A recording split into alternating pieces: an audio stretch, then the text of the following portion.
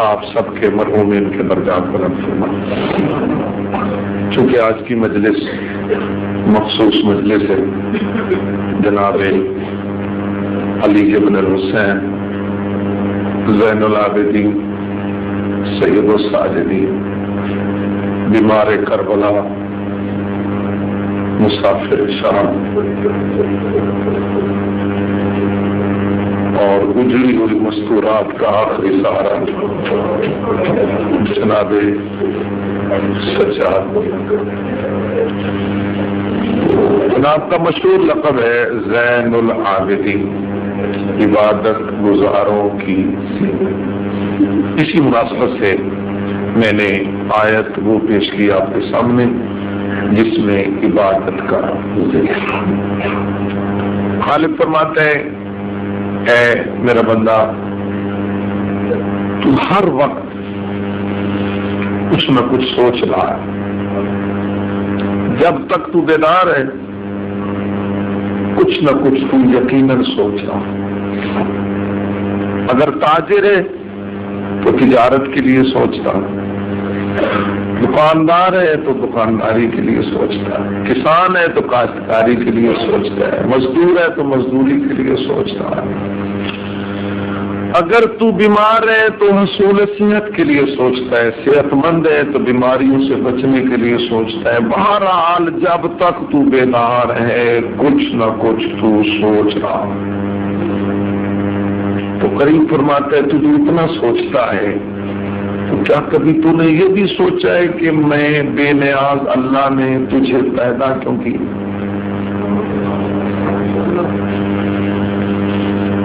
تیرے جسم کا یہ حسین محل میں نے تعمیر کیوں کیا؟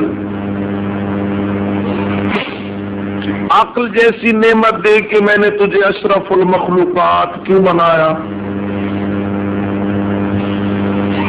اس کا جواب اس آیت میں وہ کریم خود دے رہا ہے کہ میرے بندے، میں نے تجھے صرف اس لیے پیدا کیا ہے کہ تو میری عبادت کر۔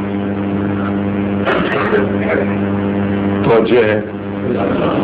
اب تو یہ موضوع تو آپ کی بالکل طبیعت کے عین مطابق ہے نا، ہر وقت ہمیشہ یہی سنتے رہتے ہیں نا۔ خالق فرماتے ہیں میں نے تجھے صرف اس لیے پیدا کیا ہے کہ تو میری عبادت کر، تو عبد بن اور مجھے اپنا معبود سمجھ، کسی وقت بھی اپنے آپ کو آزاد نہ سمجھ۔ خالق فرماتے اس پیشانی کو میرے دربار میں جھکا، اور یہ پیشانی جھکتی نہیں ہے۔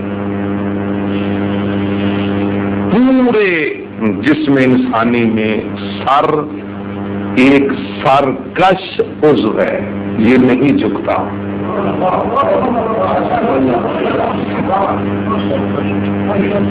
آپ نے دو دوستوں میں لڑائیاں دیکھی ہوگی اسی قسم کی، مل کے بیٹھے کھا رہے ہیں، ایک اس کو دیکھتا ہے وہ کہتا ہے سر نیچے کر، وہ کہتا ہے نہیں کرتا، کہتا ہے اس کو نیچے کر، وہ کہتا ہے نہیں کرتا، اور پھر کہتا ہے میں کہتا ہوں سر نیچے کر، وہ نہیں کرتا۔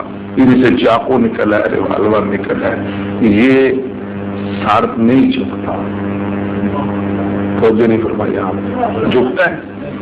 باپ بیٹے کو سمجھاتا ہے بیٹا یہ کام نہ کرو، پتنگ نہ اڑاؤ، امتحان سر پہ، وہ گلے میں پھندا ڈال کے خودکشی کر لیتا ہے، باپ کی بات کے سامنے جھکتا نہیں۔ جھکتا ہے۔ تبلیغ کا بھی میرا اپنا ہی ایک انداز ہے، یہ سر نہیں جھکتا، سرکار جھکتا ہے۔ چلو یہ سر کا شوز ہے، میں اور مثال دیتا ہوں، پورا جسم ملائم لباس پسند کرتا ہے، ایسے ہی یہ کہتا ہے اگر دیکھ اگر تمہیں پگڑی باندھنی ہے تو زبردست سلنے والی باندھ،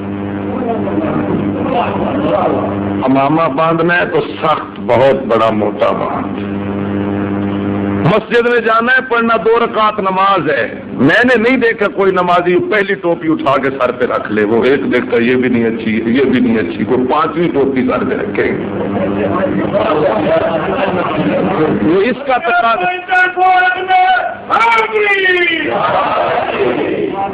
ارے ایسا ہی ہے نا جی، یہ تلاش کرتا ہے بھائی نہیں کوئی اچھی سی رکھو سر پہ، پڑھنا تو 2 رکعت نماز ہے، کسی کو اٹھا سر پہ رکھ سجدہ کر جانا، نہ اس کا تقاضا ہے نانا کو جو سب سے اچھی ہے اس کو سر پہ رکھو۔ پھر آپ یہ سوچیں گے اب تو ماشاءاللہ ماڈرن دور ہے، سر پہ کچھ رکھنے کا رواج ہی ختم ہو گیا۔ میں اور مثال دیتا ہوں، پورا جسم برابر سوتا ہے، یہ کہتا ہے نیچے تکیہ رکھ،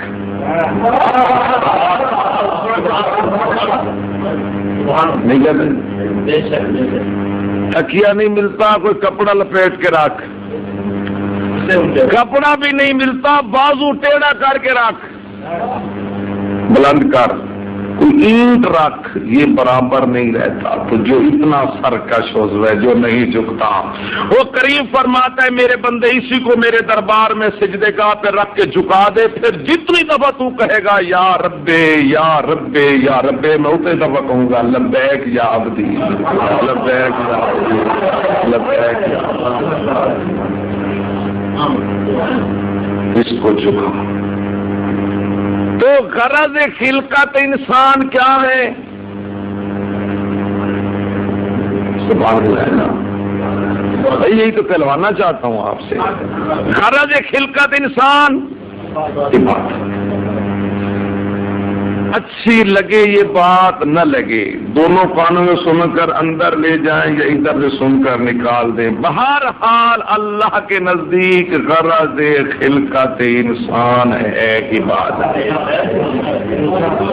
اب میں عبادت کی شرح شروع کر دوں تو وہ تحصیل حاصل ہے، اس بچے سے لے کر آخر تک آپ سب سمجھتے ہیں کہ عبادت کسے کہتے ہیں، عبادت کس کو کہتے ہیں، آپ سب کو معلوم ہے۔ غرض خلقت انسان کیا ہے جی؟ عبادت، اور عبادت بغیر معرفت کے نہیں ہوتی۔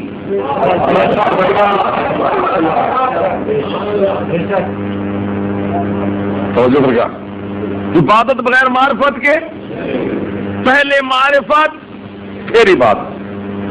عبادت تو دور کی بات ہے، بغیر معرفت کے ملاقات نہیں ہو سکتی، ہوتی ہے جی۔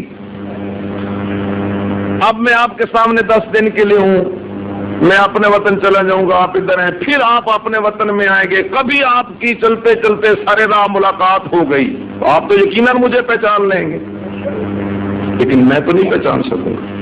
آپ پہچان لیں گے تو آپ تیزی سے بڑھیں گے اور کوشش کریں گے کہ معانقہ کریں، مسافہ کریں، ملیں۔ جب میں آپ کے جذبات دیکھوں گا کہ ایک مسافر مجھے وہ تیزی سے مل رہا ہے تو میں نے تو پہچانا نہیں، تو میرے ہاتھ ڈھیلے ہوں گے بھی یہ کون ہے، میرے ہاتھ ڈھیلے دیکھ کر آپ فوراً کہیں گے مولانا آپ نے مجھے پہچانا نہیں۔ میں نے کہا یار معاف کرنا، واقعی نہیں پہچانا۔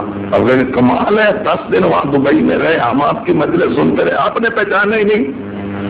اچھا آئیے السلام علیکم، پھر تو ہاتھ بڑھا کے میں ملوں گا، پہلے سلام لینے کے لیے تیار نہیں تھا، اب یوں مل رہا ہوں، کیوں؟ پہلے معرفت نہیں تھی۔ جب معرفت ہو گئی تو ملنے کا انداز بدل گیا۔ بغیر معرفت کے استقبال نہیں ہو سکتا۔ ہو سکتا ہے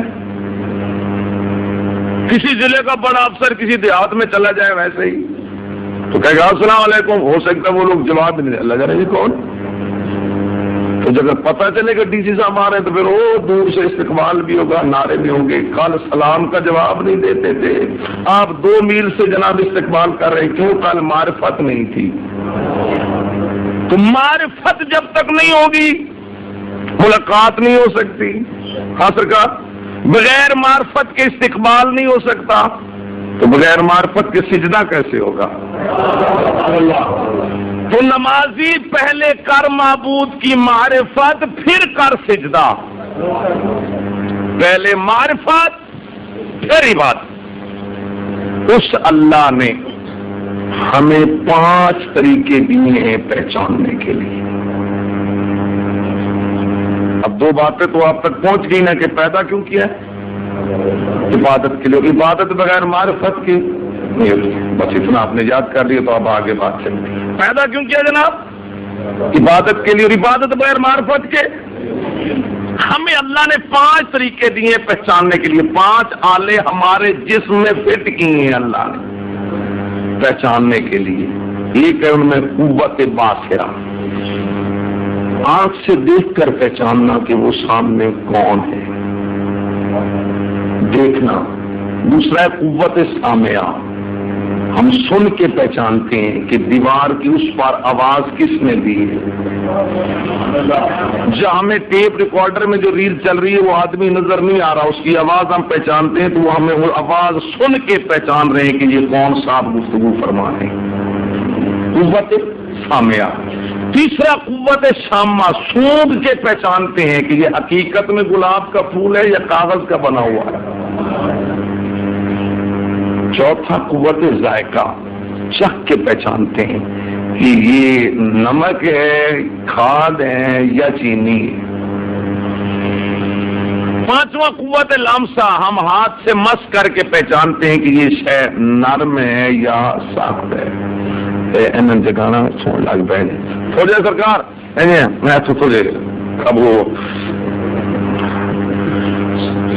سو خود رہے پھر دیکھتے ہیں ادھر ادھر کون سو رہا ہے۔ ایک بار صلوات پڑے بابا جی۔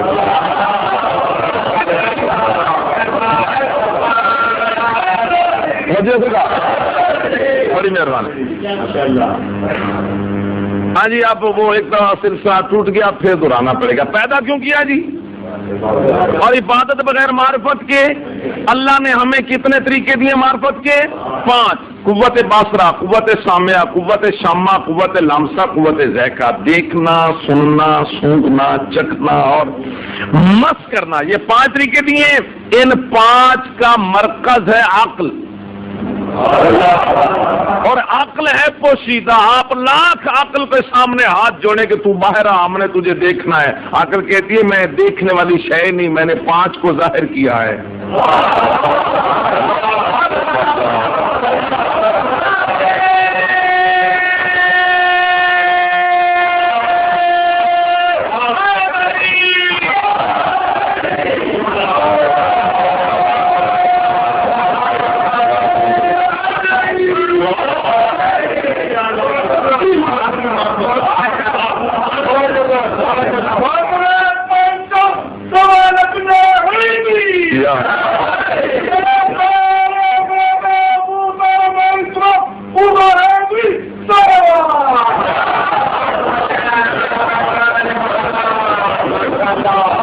مرکز کیا ہے جی؟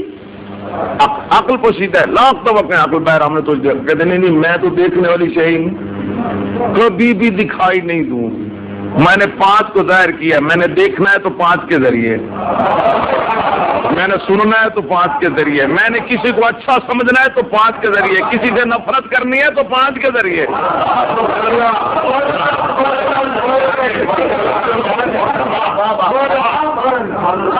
ایک بات اور سرکار، ایک مثال دیتا ہوں، ہر ایک کی مثال بن سکتی لیکن وقت کم ہے، باتیں زیادہ چاہتا ہوں کر لوں۔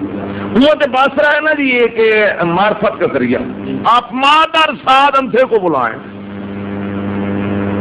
مادر ساد اندھا، پیدائشی اندھا، بے شک حافظ ہو، قاری ہو، اس کو کتابیں یاد ہو، پڑھا لکھو، کچھ ہو اندھا، اس کو بلا لیں، اس کے سامنے 4 رنگ کے کپڑے رکھیں، سیاہ، سفید، سرخ، سبز، 4 رنگ کپڑے رکھیں، کہیں تو بہت پڑھا لکھا ہے، حافظ ہے، قاری ہے، یہ 4 کپڑے تیرے سامنے، بتا ان کا رنگ کیا ہے، بتا ان کا رنگ ہے۔ پہلے تو کہے گا مجھے نظر جو کچھ نہیں آتا تو مجھے کیوں تنگ کرتے ہو، اور اگر آپ نے ضد کی نہیں ہم نے پوچھنا ہے، یہ 4 کپڑے تیرے سامنے رکھے، بتا ان کا رنگ کیا ہے، تو وہ 4 کپڑے اکٹھے کر کے سینے سے لگا کے مجھ سے پوچھتے ہو تو یہ 4 ایک جیسے ہیں۔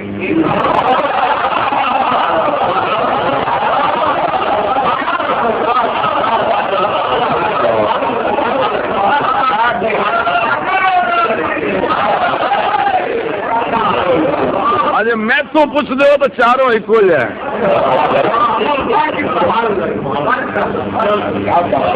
پیدا کیوں کیا جی؟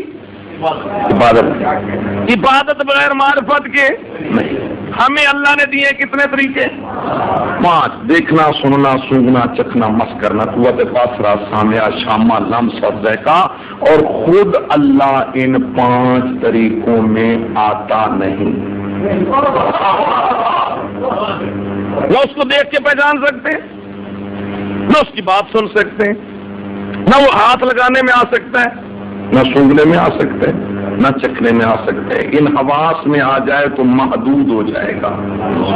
اگر محدود ہو گیا تو اعضاء و جوارے کا محتاج ہو جائے گا، اور جب محتاج ہو گیا تو پھر حادث ہو جائے گا، اور حادث ہوا تو پھر اللہ نہیں رہے گا۔ اب آؤ مل کے اسی کے سامنے جھکتے ہیں، بار الہ تو نے ہمیں پیدا کیا عبادت کے لیے، اور عبادت بغیر معرفت کے ہو ہی نہیں سکتی۔ ہمیں تو نے دیے 5 طریقے، خود تو ان 5 طریقوں میں آتا نہیں، مہربانی فرما تو ہی بتا ہم تجھے کیسے پہچانے۔ تو قریب فرماتا ہے کون تو کنزن مخفیہ، میں چھپا ہوا خزانہ تھا۔ کہا اب تو انورف میں نے چاہا میری معرفت ہو جائے، میں پہچانا جاؤں۔ تو انسانوں میں نے اپنی معرفت کے لیے تمہاری قوت باصرہ خلق نہیں کی، قوت سامعہ خلق نہیں کی، قوت ذائقہ خلق نہیں کی، قوت لامسہ خلق نہیں کی، قوت شامہ خلق نہیں کی، بل خلقت الخلق، لیکن اور میں نے خلق پیدا کی کہ اس کو دیکھتے جاؤ اور مجھے پہچانتے جاؤ۔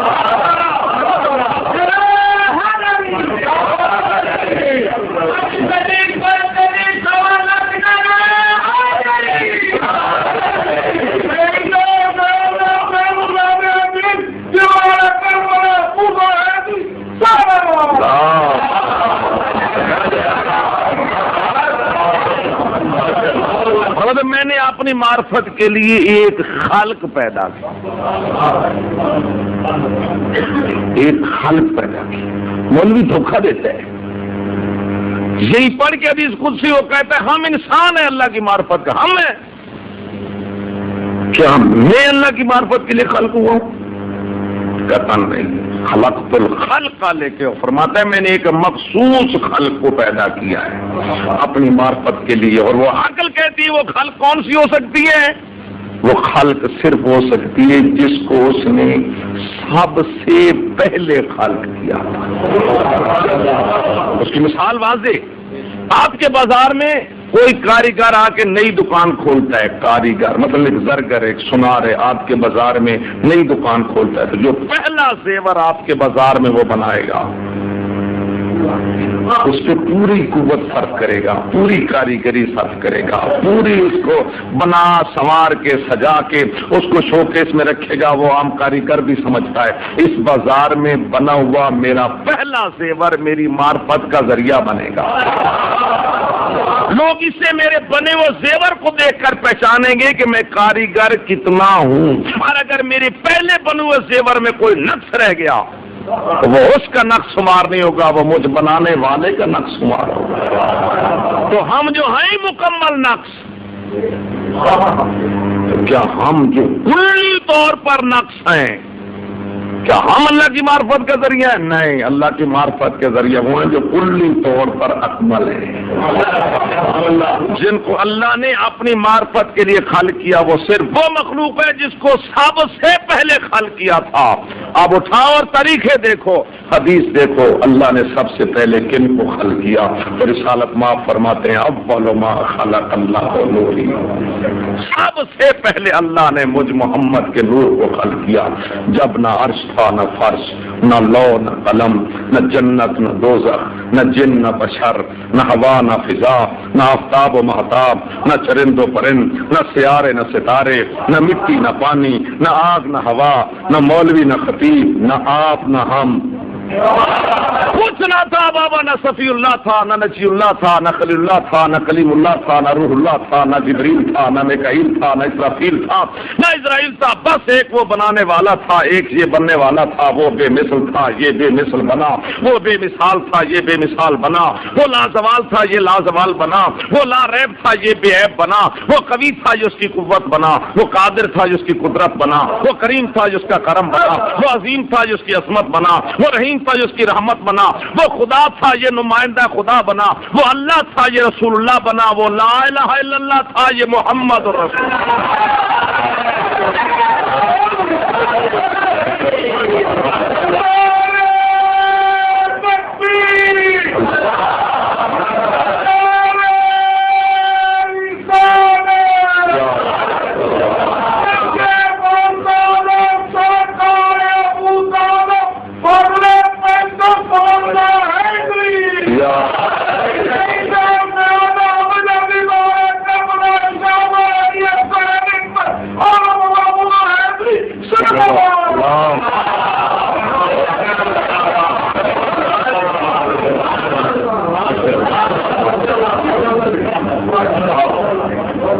سب سے پہلے کس کو خلق کیا؟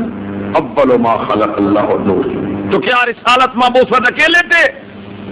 نہیں، خود فرماتے ہیں انا و علی من نور واحد، میں اور علی ایک نور کے دو حصے ہیں. جب سے یہ حصہ، تب سے یہ حصہ، جب سے حضور، تب سے جناب علی. کتنے ہو گئے؟ دو. اور پھر فرماتے ہیں الفاطمہ تو بس اتم اتنی، فاطمہ میرا جز ہے، جب تک جز آئے گا نہیں کل نامکمل. جب سے کل ہے تب سے جز ہے، جب سے حضور ہیں تب سے جناب سیدہ ہیں. تین ہو گئے. پھر فرماتے ہیں الحسن والحسین ریحانہ طیہ، حسن و حسین میری خوشبو ہیں، حسن و حسین میری خوشبو ہیں. اور خوشبو کبھی بھی پھول سے جدا نہیں ہو سکتی. جب سے پھول ہے تب سے خوشبو ہے، جب سے پھول ہے تب سے خوشبو ہے. اور اگر لطف لیں تو میں عرض کروں پھول کی قیمت ہی خوشبو کی وجہ سے.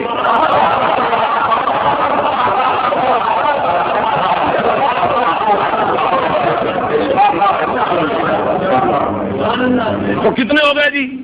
5. پھر فرماتے ہیں اولنا محمد، اوسطنا محمد، آخرنا محمد، کلنا محمد. ہمارا پہلا بھی محمد، ہمارا درمیانی بھی محمد، ہمارا آخری بھی محمد، ہم سب کے سب محمد.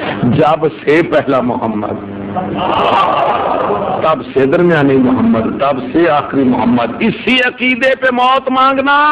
کسی کے کہنے میں نہ حوادثات آئے، آندھیاں آئے، انقلاب آئے، خطیب آئے، جو بھی آئے، مت کسی کی باتوں میں جانا. اسی عقیدے پہ موت مانگنا.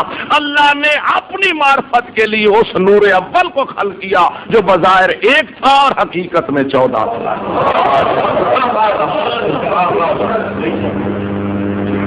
اپنی معرفت کے لیے اللہ نے ان کو پیدا کیا جو ظاہر وہ نور اول، جو دیکھنے میں حقیقت میں 14 تھے.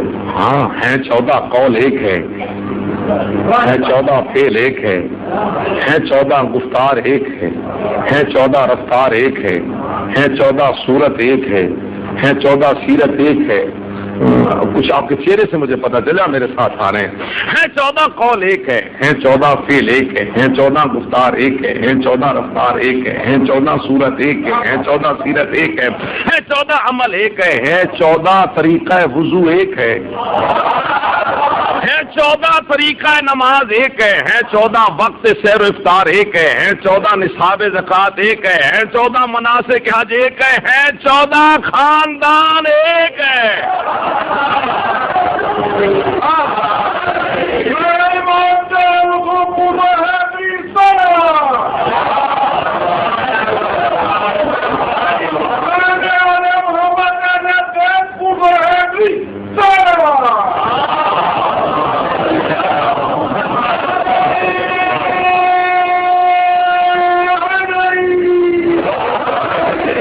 چودہ کا عمل سرکار، 14 کا عمل. یہاں اگر ایک بات سنا جاؤں تو لطف ہو، یقیناً آپ لیں گے اور مجھے دعا فرمائیں گے. امام علی رضا علیہ السلام کا زمانہ،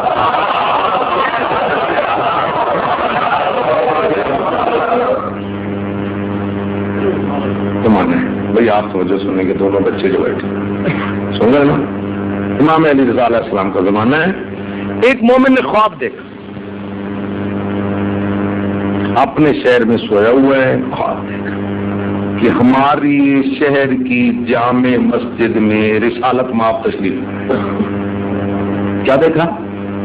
اب خواب میں بار بار کہوں گا کہ کہیں آپ الجھ نہ جائیں، اس لیے پریشان نہ ہونا، میں بار بار لفظ خواب استعمال کروں گا. خواب دیکھا کہ رسالت مآب ہماری جامع مسجد میں آئے. وہ کہتا ہے خواب میں میں مسجد کے دروازے پہ گیا تو رسالت مآب نے یوں اشارے سے مجھے بلایا. خواب میں خواب میں. اب جب میں رام میں گیا تو دیکھا رسالت مآب تشریف فرمایا تو حضور کے سامنے ایک تست ہے، تست میں کھجوریں ہیں. خواب میں رسالت مآب نے ایک مٹھی کھجوروں کی اٹھائی اور مجھے دی.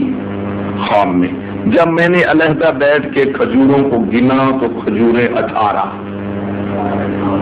کتنی؟ 18 کھجوریں حضور نے خواب میں مجھے دے دی. میں نے لے لی، آنکھ کھل گئی. اب نہ مسجد، نہ حضور، نہ تشت، نہ کھجور. جو ہے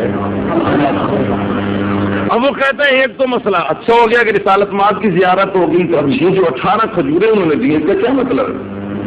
میں نے خود ہی اپنی تعبیر بنائی کہ اس کا مطلب شاید یہ ہے کہ میری زندگی 18 دن باقی ہے، یا 18 مہینے باقی ہے، یا 18 برس باقی ہے، معاملہ تو 18 کا ہے۔ بہرحال باقی رات میں نے عبادت میں گزار دی، صبح اٹھا جناب، باہر نکلا، جب نہا دھو کے ناشتہ کر کے بازار میں آیا تو مومنین نے مجھے بتایا کہ امام علی رضا علیہ السلام آئے ہوئے ہیں۔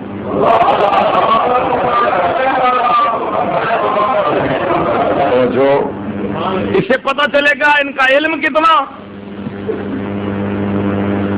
ہاں تو سنا کہ امام علی رضا علیہ السلام میں خوشی کہاں کا جامعہ مسجد میں، جہاں وہ جس مسجد میں رات کو خواب میں رسالت مآب کو دیکھا تھا۔ تو جب میں دوڑا وہ ادھر پہنچا، جب مسجد کے دروازے سامنے گیا، جس طرح رسالت مآب نے خواب میں مجھے یوں اشارہ کر کے بلایا تھا، اسی طرح امام رضا علیہ السلام نے بھی یوں اشارہ کر کے جب میں امام علیہ السلام کے سامنے محراب میں پہنچا، جس طرح خواب میں رسالت مآب کے سامنے تشت تھا اور اس میں کھجوریں تھیں، اسی طرح امام علیہ السلام کے سامنے بھی تشت اور اس میں کھجوریں تھیں۔ جس طرح خواب میں رسالت مآب نے مٹھی بھر کے مجھے دی تھی، اسی طرح امام علیہ السلام نے بھی مٹھی کھجوروں کی مجھے دی۔ جب میں نے علیحدہ بیٹھ کے کھجوروں کو گنا تو کھجوریں 18۔ اچھا ابھی اگر آپ نے لطف نہیں لیا تو ذرا اوپر دیکھیں، وہ کہتا ہے 18 کھجوریں لے کے اس کو میں نے یوں باندھ لیا، باندھ کے اس کو ڈالا پیچھے اور کہا مولا تھوڑی سی اور دو۔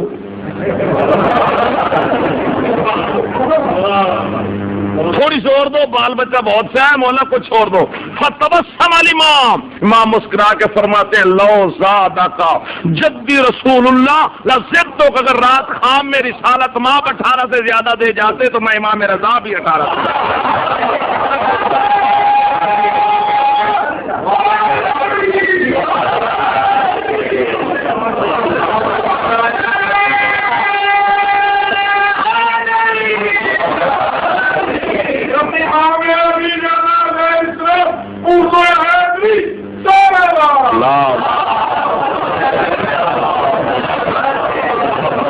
یہ وہ جن کو اللہ نے اپنی معرفت کے لیے خلق فرمایا کہ ان کو دیکھو اور مجھے پہچانو۔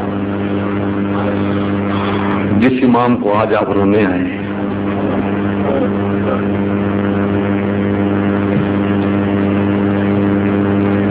جب یہ دنیا پہ آئے تو جناب علی علیہ السلام موجود تھے۔ دیکھیے آج اس امام کی شہادت ہے جو خود 40 برس روئے ہیں۔ یعنی آج امام حسین علیہ السلام کے ایک بہت بڑے عزاکار کی شہادت ہے۔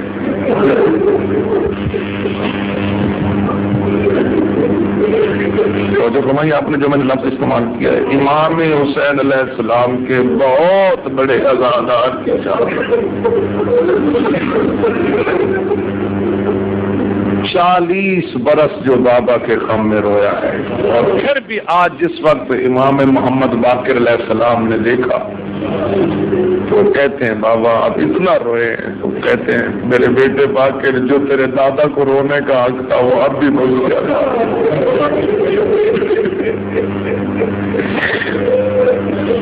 لوگ تو بڑے ٹھاٹ سے کہہ دیتے ہیں کیا فائدہ ہے رونے کا، کیا فائدہ ہے ماتم کا، کیا فائدہ ہے مجلس کا۔ یہ امام سجاد علیہ السلام سے پوچھو جو آج بھی کہہ رہے ہیں کہ میں 40 برس خون رویا ہوں، لیکن پھر بھی جو میرے بابا مظلوم کو رونے کا حق ہے وہ سجاد سے ادا ہوا ہی۔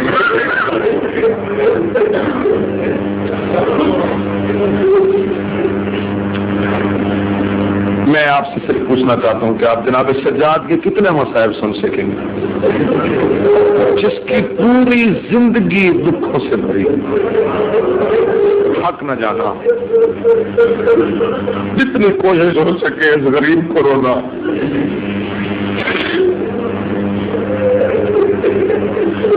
جب جناب سجاد دنیا پہ آئے، میں دیکھی کہاں سے شروع کر رہا ہوں، اس لیے میں نے تقریر پہلے ختم کر دی، یہاں سے گفتگو کر شروع کروں گا انشاءاللہ۔ جناب سجاد جب دنیا پہ آئے تو مولا علی علیہ السلام موجود تھے، مولا علی علیہ السلام موجود تھے۔ امام حسین علیہ السلام کو بتایا گیا کہ سجاد آ گئے، مولا حسین آئے، بیٹے کو اٹھایا، مسجد نبوی میں آئے، بیٹے کو محراب مسجد میں سلایا، 2 رکعت نماز شکرانہ کی ادا کی، اور آپ چاہ کے میرا اللہ یہ نعمت تو نے مجھے دی ہے، میں تجھے دے کے جا رہا ہوں۔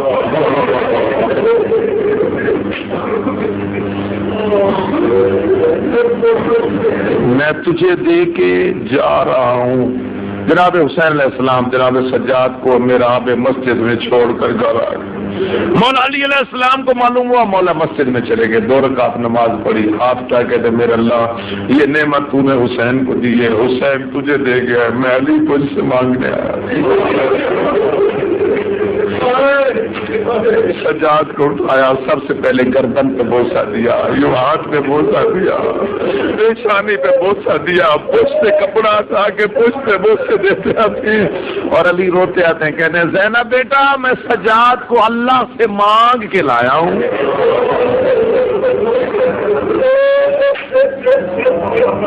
اس کی پرورش کرو، لیکن دیکھنا اس کا بستر بہت نرم بنانا ہے، اس کے اندر 2 شاہیوں کا خون ہے، اس کے جو ددھیال ہے وہ عرش کے بادشاہ، اس کے ننیال جو ہیں وہ عجم کے بادشاہ، میرے سجاد کا بستر بہت نرم بنانا، سخت بستر یہ برداشت نہیں کر سکے گا۔ اور اگلا جملہ سنیں گے تو آپ تڑپ کے ہوئیں گے۔ اور جب جناب سجاد نے گھر میں چلنا شروع کیا نا، بھائی جان چلنا شروع کیا تو مولا نے سب بیویوں کو اکٹھا کیا، کہا دیکھو سجاد اب گھر میں چلتے، خبردار سجاد کے سامنے کسی مستور کے سر سے چادر نہ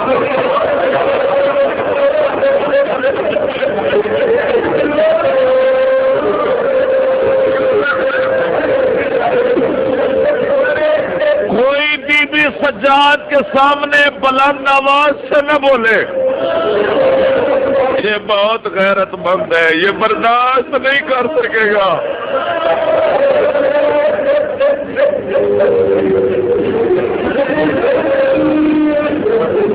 ایک جملہ اور سن لیں، پھر میں آپ کو اختتام پہ لے جاؤں گا۔ آپ کی آنکھوں میں آنسو آ گئے، اللہ کا شکر ادا کریں۔ جب امام حسین علیہ السلام ولید کے دربار سے مدینے میں واپس آئے نا، تو مولا نے اپنے دروازے پہ کھڑے ہو کر کہا میرے اہل بیت میں کل مدینہ چھوڑ رہا ہوں، میرے ساتھ تم میں سے کون کون چلے گا؟ پتہ ہے جس نے سب سے پہلے کہا میں چلوں گا وہ کون ہے؟ وہ یہی سجاد۔ جیسا بڑی توجہ، جب مولا نے کہا نا کہ میرے بھائی، میرے بیٹے، میری بہنیں، میری بیویاں، میری بیٹیاں، کل میں مدینہ چھوڑ رہا ہوں، میرے ساتھ تم میں سے کون کون چلے گا؟ جس نے سب سے پہلے کہا بابا اور کوئی چلے نہ چلے میں چلوں گا، وہ جناب سجاد ہے۔ کہتے بابا اور کوئی آپ کے ساتھ جائے نہ جائے میں سجاد ضرور جاؤں گا۔ جو بیٹے کو دیکھا پیشانی پہ بوسہ دے کے کہتے سجاد، بڑے بیٹے زور کمر ہوتے ہیں، بڑے بیٹے زور بازو ہوتے ہیں، سجاد تیری زبان پہ یہی جملہ سجتا تھا جو تم نے کہہ دیا، سجاد میں راضی ہوں، لیکن بیٹا ایک بات بتاؤ۔ ہاں بابا پوچھو سجاد۔ جو سفر میں کل سے شروع کر رہا ہوں اس میں میں نے 2 جہاد کرنے ہیں، ایک جہاد اصغر، ایک جہاد اکبر، ایک چھوٹا جہاد، ایک بڑا جہاد۔ سجاد تو کون سا جہاد کرے گا؟ تو کہتے بابا چونکہ میں آپ کا بڑا بیٹا ہوں اس لیے میرے ذمہ بڑا جہاد کروں گا بابا، میں بڑا جہاد، لیکن بابا آپ کو ماں کی چادر کی قسم مجھے یہی بتاؤ چھوٹا جہاد کیا ہے، بڑا جہاد کیا ہے؟ کہتے ہیں سجاد ضرور بتاتا ہوں۔ بابا بتائیے۔ فرماتے ہیں سجاد چھوٹا جہاد یہ ہے کہ دریا کے کنارے 3 دن کا پیاسا، تیروں کے زخم، تلواروں کے زخم، نیزوں کے زخم، گھوڑے سے گر جانا، سر کا قلم ہو جانا، سروں کا نیزے پہ سوار ہو جانا، لاشوں پہ گھوڑے پڑے دوڑ جانا، رونے والا کوئی نہ ہونا، کئی دن تک قبریں نہ ملنا، یہ چھوٹا جہاد ہے۔ آپ نے سنا ہی نہیں، جب کہا نا یہ چھوٹا جہاد ہے، سجاد کا ہاتھ جگر پہ آیا، کہتے بابا جان پھر بتاؤ بڑا جہاد کسے کہتے ہیں؟ فرماتے سجاد بڑا جہاد ہے پھوپھیاں اپنے ہمراہ ہو، بہنیں ساتھ ہو، مائیں ساتھ ہو، بھائیوں کے قاتل ساتھ ہو، بابا کا قاتل ساتھ ہو، اکبر جیسے بھائی کا قاتل ساتھ ہو، پھوپھیوں کے سروں پہ چادریں نہ ہو، ہاتھ بندے ہوں، بن پلان معامل ہو، بازار کی بھیڑ ہو، پتھروں کی بارش ہو، جگر پھٹ جانا، آنکھوں سے خون آ جانا، اور پھر کچھ نہ کہنا بڑا جہاد ہے۔ سجاد بیٹھتے بیٹھتے زمین پہ بیٹھ کے تھے، بابا بازار گزار جاؤں گا جیسے گزار سکا۔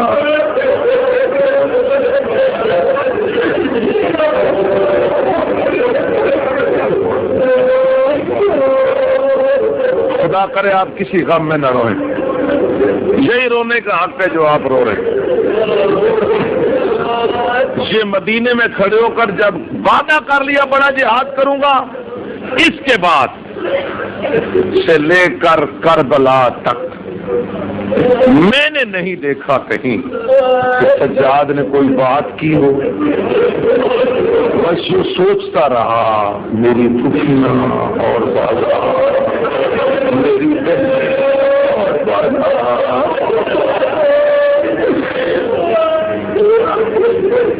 کربلا پہنچے بابا جان، کربلا پہنچے، یوم عاشور۔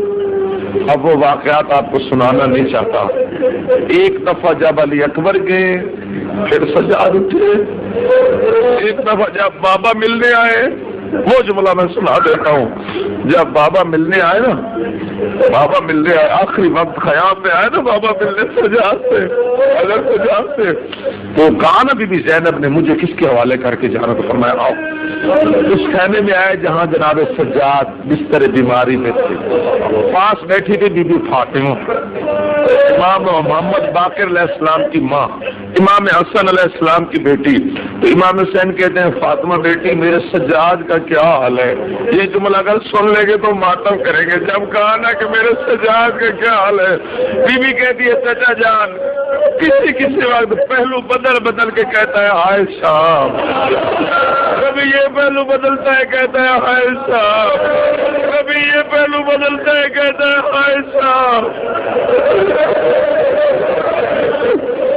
پہلو بدل بدل کے کہتا ہے ہائے صاحب۔ اللہ آپ کی پریشانی دور کرے، اللہ آپ کی حاجت پوری کرے۔ ذرا میرے سجاد کو جگاؤ نا، چچا مجھ سے نہیں جاگتے، خود جگاؤ۔ جناب امام حسین نے سجاد کی پشت پہ ہاتھ رکھا اور کان پہ منہ رکھ کہتے ہیں سجاد جاگو۔ بابا آخری سلام کرنے امامت کی آواز سن کے جو آنکھ کھولی تو بابا کو سر سے لے کر پاؤں تک زخمی دیکھا۔ میں آپ جوان بھائیوں سے پوچھتا ہوں کہ ضعیف باپ آپ کے سامنے زخمی ہو آپ کیا کریں گے؟ سجاد کی جو نظر پڑی نا بابا سارے زخمی، بابا سے توجہ ہٹا کہتے فاطمہ میرے چچا غازی کو بلاؤ، میرے بھائی اکبر کو بلاؤ، میرے بابا کی یہ حالت سجاد کہتے مولا کہتے کسے پوچھتا ہے؟ عباس چلے گئے، اکبر چلے گئے، کوئی باقی نہیں رہ گیا، بابا بھی تجھے آخری سلام کرنے آ رہا۔ سجاد کہتے اماں میری تلوار لاؤ، میرا عصا لاؤ۔ کیوں بیٹا؟ بابا میں آپ کے قدموں پہ شہید ہوتا ہوں۔ فرماتے ہیں سجاد کربلا کی شہادت تیرے حصے میں نہیں ہے، تو نے تو شام کے بازاروں اور درباروں میں شہید ہونا ہے۔ یہ سن کے سجاد جو خاموش ہوئے، پھر آنکھ اس وقت کھلی جب پھوپھیاں کہتی ہیں سجاد ذرا آنکھ کھولنا، پھوپھی مسئلہ پوچھنے آئی ہے۔ یہ جملہ سن لیں گے تو کہا پھوپھی مسئلہ پوچھنے آئی ہے، سب بیویاں اکٹھی ہیں، سروں پہ چادریں نہیں ہیں، خدا کی قسم جگر پھٹتا ہے بھائی جان۔ جب کہا نا آنکھ کھول سجاد، پھوپھی مسئلہ پوچھنے آئی ہے، اور سجاد نے آنکھ کھولی، سروں پہ چادریں نہیں تھی، اپنی آنکھوں پہ ہاتھ رکھ کے اماں پردہ کرو، اماں پردہ کرو، پھوپھی اماں پردہ کرو، اکبر کی ماں اماں پردہ کرو۔ سجاد کیسے پردہ کرے؟ شامی چادریں لوٹ کے لے گئے۔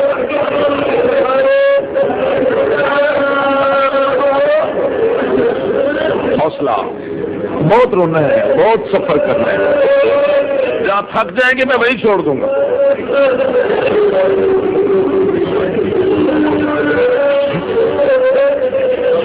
آپ نے کبھی سوچا کہ سجاد کے سامنے نقصان کتنا ہوا ہے؟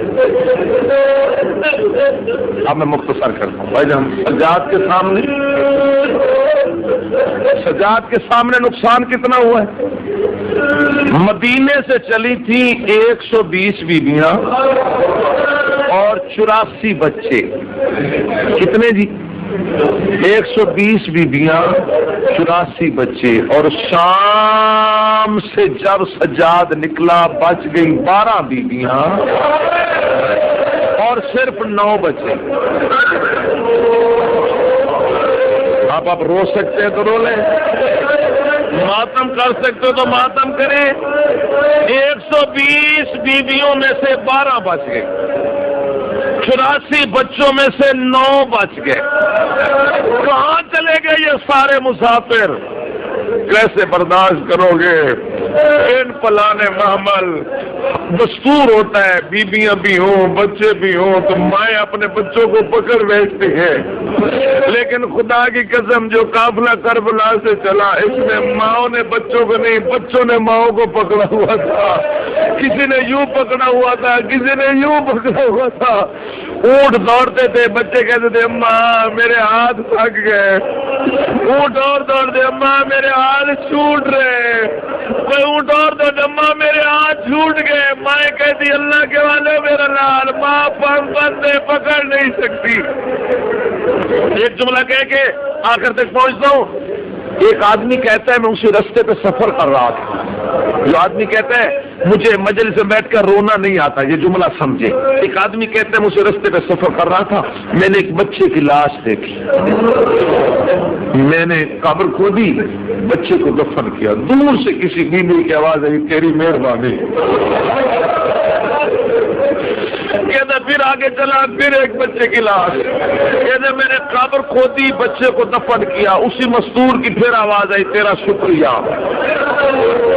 جو سید بیٹھے ہیں وہ خصوصی توجہ کرے اگلے جملے پر۔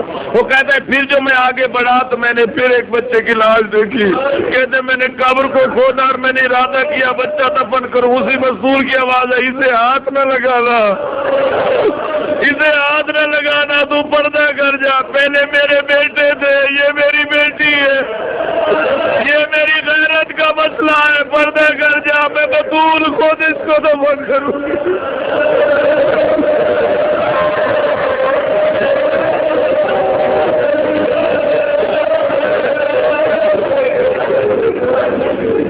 اسی طرح رونے کا حق ہے جناب سجاد کو، جیسے آپ اللہ آپ کی حاجات پوری کرے، اللہ آپ کی پریشانیاں دور کرے، اللہ آپ کی دعائیں سجاد مولا کے صدقے پوری کرے۔ کتنی بچ گئی بیویاں؟ 12۔ بچے کتنے بچ گئے؟ 9۔ 120 میں سے 12 بیویاں لے کر 84 بچوں، بھائی جان میری طرف دیکھیں بھائی جان، 84 بچوں میں سے 9 لے کر 53 معاملوں میں سے 3 لے کر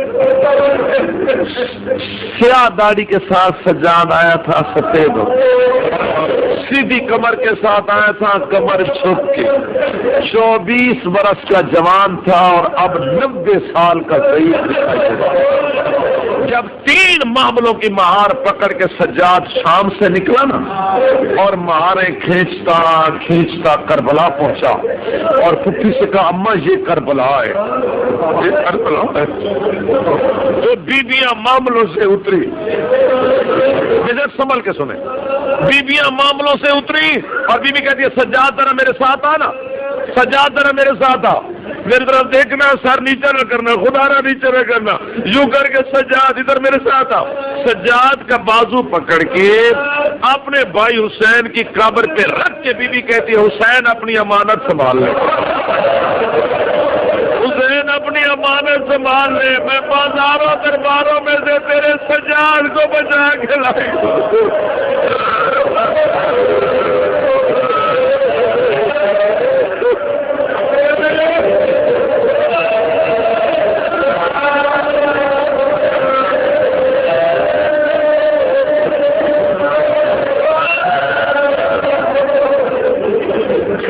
اپنی امانت سے بات ذرا حوصلہ فرمائے، حوصلہ فرمائے۔ ہر بی اپنے اپنے رشتے دار کی لان قبر پہ چلی گئی، ماں بیٹے کی قبر پہ، بہن بھائی کی قبر پہ۔ جو آپ نوجوان بیٹھے مجھ سے پوچھو سجاد کہاں گئے؟ بجر سجاد کمر جھکا کے نا چلتے چلتے چچا غازی کی قبر پہ آ گئے۔ اب جو جناب سجاد نے دو باتیں کی ہیں اگر دل میں اتر جائے پوری رات رونے کے لیے کافی ہے۔ سجاد قبر پہ بیٹھ کے پہلے سلام کرتے چچا میرا سلام، اس کے بعد سجاد کہتے چچا غازی، او میرے بہادر چچا، او میرے علمدار چچا، او میرے بہادر چچا۔ چچا بن بازوؤں کے گھوڑے سے اترنا آسان ہے، بغیر بازوؤں کے گھوڑے سے اترنا آسان ہے، اور ماں اور بہنوں کے ساتھ کبھی اس بازار، کبھی اس بازار، کبھی اس دربار، کبھی اس دربار میں جانا چچا بہت مشکل ہے۔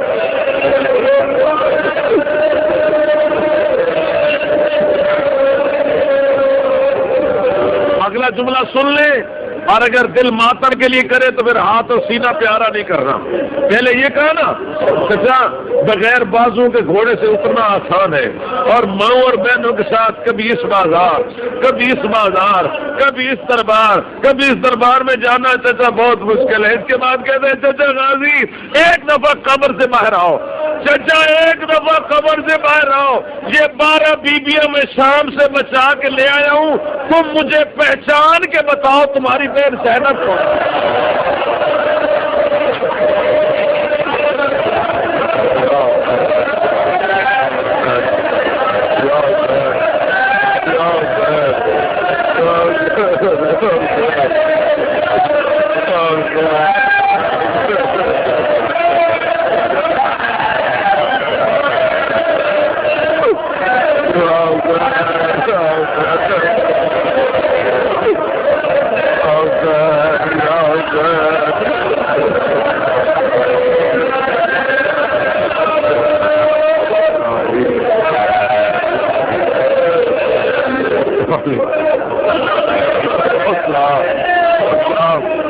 یہ 12 بیویاں شام سے بچا کے لایا ہوں، مجھے پہچان کے بتاؤ ان میں تمہاری بہن زینب کون؟ جو میں اب مدینے کے نزدیک پہنچتا ہوں اور اس کے بعد بالکل آخری جملہ کہوں گا، آپ نے بہت رو لیا، نہیں سید اتنا رونا بہت مشکل ہے، اب خطا کار نہیں رو سکتے۔ جب قبروں سے ودا کر کے، قبروں سے ودا کر کے، بابا میرا سلام میں مدینے جا رہا ہوں، چچا غازی میرا سلام میں مدینے جا رہا ہوں، بھائی اکبر میرا سلام میں مدینے جا رہا ہوں، بھائی قاسم میرا سلام، قبروں سے ودا کر کے جب سجاد وقت عصر مدینے کے باہر پہنچے نا، حوصلہ اتنا رونا بہت مشکل ہے، بس صحیح سے چند منٹ آگے سے پھر شہادت تک پہنچ جاؤں گا۔ یہ مصائب سجاد کے ضرور آپ کو سنانے تھے کہ سجاد کون کون سے دکھوں میں سے گزرا ہے، آخری دکھ ضرور سنیں، اور وہ بہت قیامت خیز دکھ ہے جناب سجاد کا۔ بابا جی قیامت خیز دکھ سجاد، بابا جی جب سجاد پہنچے نا مدینے کے باہر تو وہاں دیکھا ایک بچہ بیٹھا ہے جس کے سر میں خاک ہے، لباس اس کا پھٹا ہوا ہے، یوں عراق کی راہ کو دیکھ رہا ہے۔ جناب سجاد تو پہچان گئے نا، نزدیک جا کے سر پہ بوسہ دے کے کہتے تو کون ہے؟ کہتا پردیسی میں غازی عباس کا بیٹا ہوں۔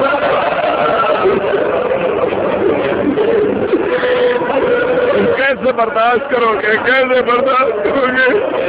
میں غازی عباس چچا کا نام سن کے سجاد تعظیماً کھڑے ہو گئے، کھڑے ہو کر کہتے ایک دفعہ پھر بتا کس کا بیٹا ہے؟ کہتا ہے پردیسی میں حضرت عباس کا بیٹا ہوں۔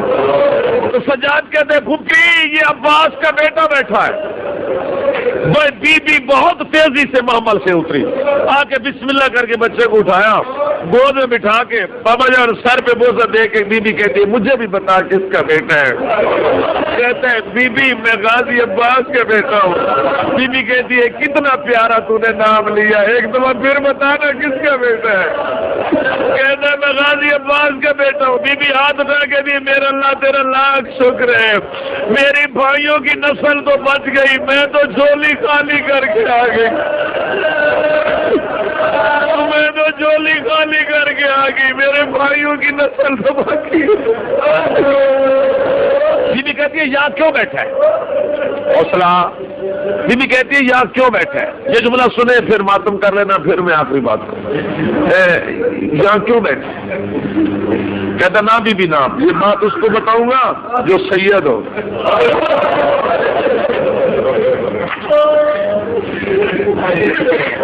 بات اس کو بتاؤں گا جو بی بی کہتی ہے میں بھی سیدزادی ہوں، اور جب میں آباد تھی نا میرے دروازے پہ فرشتے اجازت لیتے تھے۔ جب بی بی نے کہا نا میں سیدزادی ہوں اور میرے دروازے پہ فرشتے بچہ یوں چہرہ دیکھ کہتا ہے تو کوئی زینب ہے۔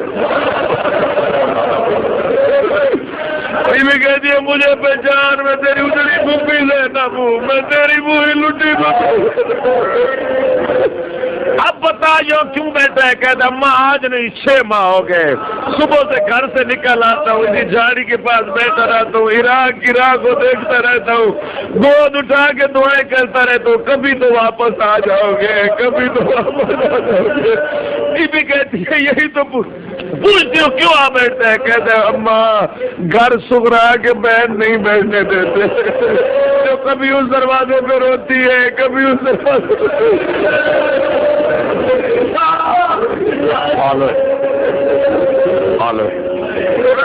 بشیر نے اعلان کیا مدینے والوں سید آ گئے۔ جب کانا بشیر نے سید آ گئے تو کسی گلی میں اعلان شروع ہو تو فطرت پہلے بچے اکٹھے ہوتے، تو بچے جمع کہتے ہیں بشیر اور محمد آ گئے۔ بشیر نے ابھی انہیں جواب نہیں دیا تھا، 13 برس کے بچے کہتے قاسم آ گئے۔ ابھی بشیر نے انہیں جواب نہیں دیا تھا، 18 سال کے جوان کہتے ہیں علی اکبر آ گئے۔ بشیر کہتا ہے میرا ضبط ختم ہو گیا، میں نے کہا الا قتل الحسین بن کربلا، لوگوں حسین مارے گئے۔ جب کہا نا حسین مارے گئے، وہ کہتے ہیں میں گھر کے دروازے پہ آیا، میں نے دیکھا ایک میلا سا برقع پہن کے بی بی کھڑی ہے۔ میں خدا کیا کہہ رہا ہے؟ بی بی میں کہہ رہا ہوں حسین مارے گئے، ٹھہرو ذرا مجھے یہ بتاؤ حسین کے ساتھ کوئی عباس تھا؟ بی بی عباس تھا، تو بی بی کہتی عباس کی موجودگی میں حسین مارے گئے؟ نہیں بی بی عباس پہلے گھوڑے سے اترے، حسین بعد۔ بی بی آپ کون ہے؟ بی بی کہتی ہے میں اسی عباس کی ماں ہوں۔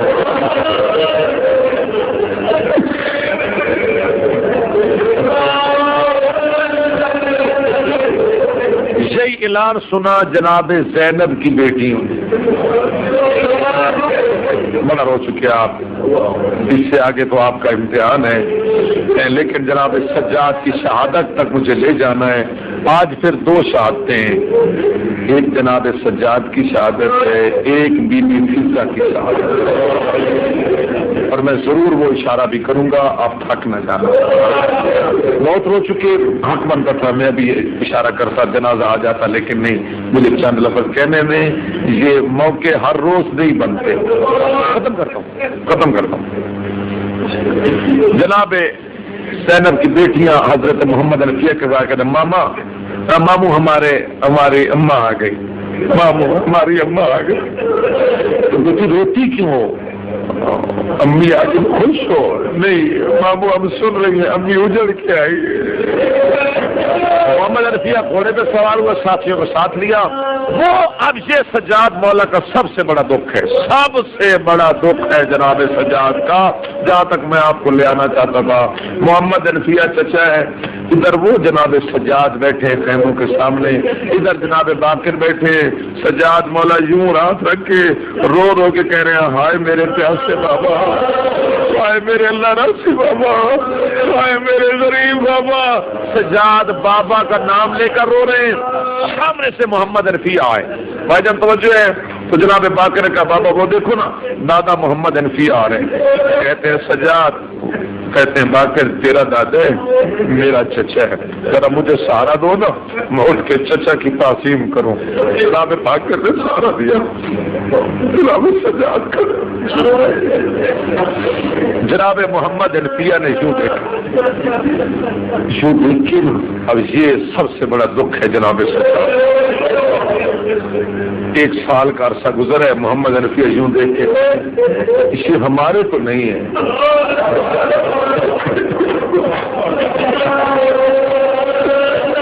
آپ نے توجہ نہیں فرمائی، یہ ہمارے نہیں ہے، یہ ہمارے نہیں ہے۔ محمد کہتے ہیں السلام علیکم ایھا ضعیف، محمد کہتے ہیں ضعیف میرا سلام۔ جب کہا ضعیف میرا سلام، جناب سجاد نے عصا چھوڑا، ہاتھ ماتھے پہ رکھ کہتے ہیں چچا میرا بھی سلام۔ جب سجاد نے کہا چچا میرا سلام، محمد کہتا ہے تو ضعیف مجھے چچا کہنے والا کون ہے؟ مجھے چچا کہے تو علی اکبر کہے جو 19 برس کا جوان، اکبر کا نام آیا۔ سجاد کہتا ہے چچا ایک دفعہ بتا کون کہے تجھے چچا؟ کہتے مجھے چچا کہے تو اکبر کہے، مجھے چچا کہے تو سجاد کہے، مجھے چچا کہے تو قاسم کہے، کون ہے تو ضعیف مجھے چچا کہنے والا؟ سجاد کہتے چچا مجھے پہچان، باقر کا بابا میں ہوں۔ محمد انفیہ نے گھوڑے سے چھلانگ لگائی، ماما کھل کے گلے میں آ گیا، یوں سینے سے لگا کے کہتے سجاد تو 24 برس کا جوان تھا، 90 سال کا ضعیف معلوم ہوتا ہے۔ سجاد کہتے چچا اچھا ہوا مدینے میں رہ گیا، شام کے بازار میں ہوتا، جس کی ماں شرابیوں میں جلتی رہے، جس کی چھوٹی بہن کو تماچے لگتے رہے، 9 لاکھ کے مجمع میں جس کی ماں کے سر سے چادر اتر جائے، چچا وہ کیسے بچ سکتے؟ محمد نے سجاد کو گلے سے لگا، محمد کے ہاتھ سجاد کی پشت پر، سجاد کے ہاتھ محمد کی پشت۔ جب جناب محمد نے اس ہاتھوں پہ زور دیا، سجاد کہتے چچا ہاتھوں کو چھوڑ دو۔ کیوں سجاد؟ سجاد کہتے چچا میری بھاری پشت زخمی ہے، لوگ میری پشت پہ تازیانے مارتے گئے۔ آگے سجاد مدینے میں، حق نہیں جانا مدینے میں آ، مولا کی قسم جو عرصہ سجاد نے مہینے مدینے میں گزرا، پانی دیکھتے سجاد روتے، کھانا دیکھتے سجاد روتے، کسی جوان پہ نظر کرتے سجاد روتے، کسی بچے پہ نظر کرتے سجاد روتے، کسی مستور کے سر پہ چادر دیکھتے کنڈا سانس بھر کے کہتے تم خوشیوں سے چادر لو، میری پھوپھی تو بازاروں میں مانگتی چلی گئی۔ کوئی آدمی سجاد کے سامنے جانور ذبح نہیں کرتا تھا، جانور ذبح نہیں کرتا تھا۔ ایک دن سجاد بیٹھے، ایک آدمی چھری اور جانور لے کر آ رہا ہے، سجاد کو دیکھ کر اس نے چھری چھپائی، کہتے نہ چھپا، میں سمجھتا ہوں تو ذبح کرنے لے جا رہا ہے، میرے نزدیک آ، مجھے بتا تجھے ذبح کی شرطیں معلوم؟ کہتے مولا جانتا ہوں۔ سجاد فرماتے پہلی شرط یاد رکھ خنجر تیز ہونا چاہیے۔ کہتے مولا دیکھ لو خنجر تیز ہے۔ سجاد کربلا کی طرف منہ کر کہتے ہائے میرے غریب بابا، ہائے میرے پردیسی بابا، لوگ حیوان بھی ذبح کرتے تیز خنجر سے، تو کون خنجر سے تیرا ضربوں سے شہید۔ دوسری شرط فرماتے سجاد جانور پیاسا نہ ہو۔ نہیں مولا میں پیاسا ذبح نہیں کرتا، پہلے پانی پلاتا ہوں پھر ذبح کر دو۔ سجاد تڑپ کے دے ہائے میرے بابا پیاسے مارے گئے۔ تیسری شرط فرماتے ہیں جانور کے سامنے جانور ذبح نہ کرنا۔ کہتا ہے مولا میں نے کبھی ذبح نہیں کیا۔ سجاد کہتا ہے ہائے میرے بابا کی قسمت، 70 قدم پہ بہن دیکھ رہی تھی، 7ویں قدم پہ میری بہن سکینہ منتیں کر رہی تھی، ظالم خنجر چلا رہا تھا۔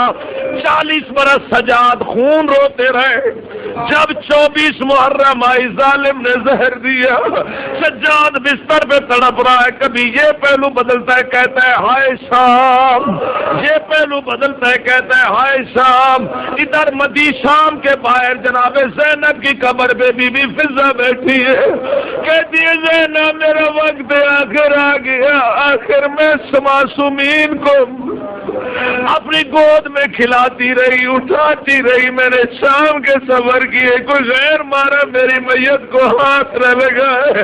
بی بی زینب کہتی ہے مدینے کی طرف منہ کر کے آواز دے، بی بی کہتی ہے سجاد دادی کا آخری سلام۔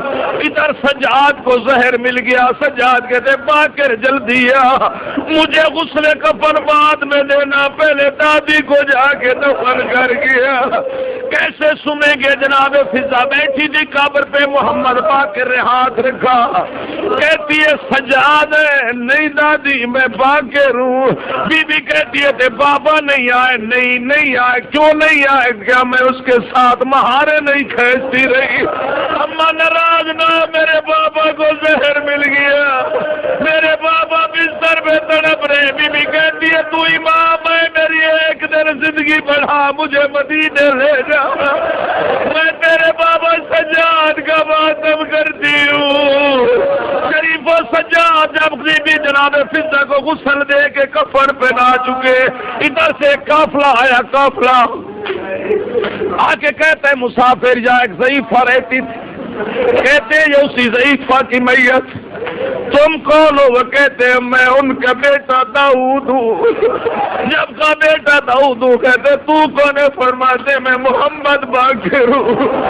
تیری ماں کا جنازہ پڑھتے ہیں، جب جنازہ پڑھ لیا داؤد کہتا ہے اجازت دو ہم اپنی ماں کو وطن لے جاتے ہیں۔ اس وقت محمد باقر کہتے اگر جاتی ہے تو لے جاؤ، جاتی ہے تو لے جاؤ، خدا کی قسم آپ تاریخ پڑھ لیں، بی بی فضہ کی میت جنازہ موت جناب زینب کی قبر پہ ہوئی، لیکن دفن جناب سکینہ کے پاس مسافروں والے قبرستان میں دفن ہے۔ جب بیٹوں نے جنازہ اٹھایا، جب اس قبرستان سے گزرنے لگے تو جنازہ رکھ دیا۔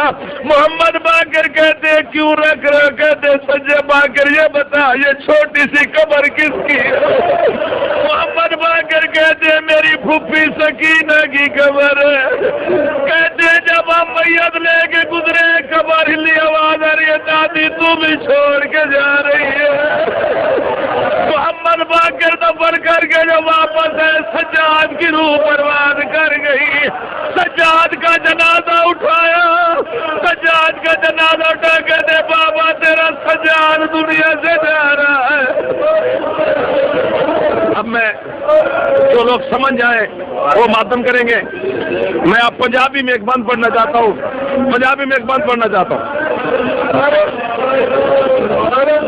محمد باقر علیہ السلام نے جب کہا میرا بابا دنیا سے چلا گیا، بی بی کہتی ہے میرا باقر پتر حیاتی ہوئی جدا پیو کو گسل دیواوے ہن جت جت گھسے زنجیراں دے او تو ہولے پانی پاوے پیا خیال کرے او دے تلیاں دے ہاتھ نال حرام دے لاوے 1400 میل پیدل ٹریا متاؤں دے زخام دکھاوے۔ ماتم حسین